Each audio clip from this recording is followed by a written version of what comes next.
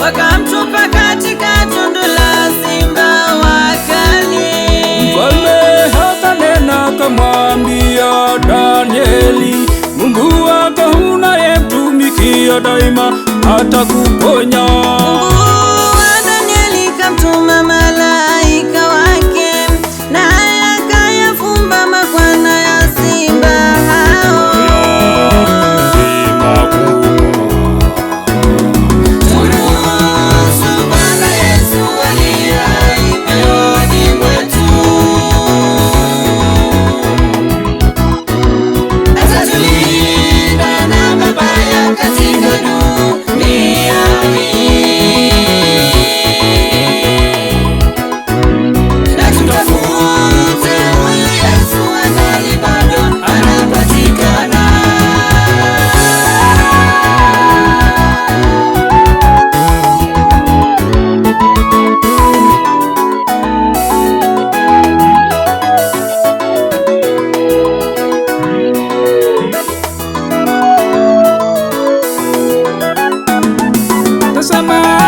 Shetani kamwendea mtumishi Ayubu, kamaliza mali yake aliyopewa na Mungu, na tena kampika na majibu mabaya.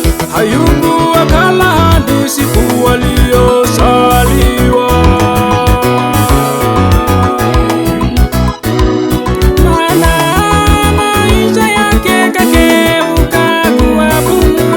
Baada haya yote maradufu karejeshwa mali yake.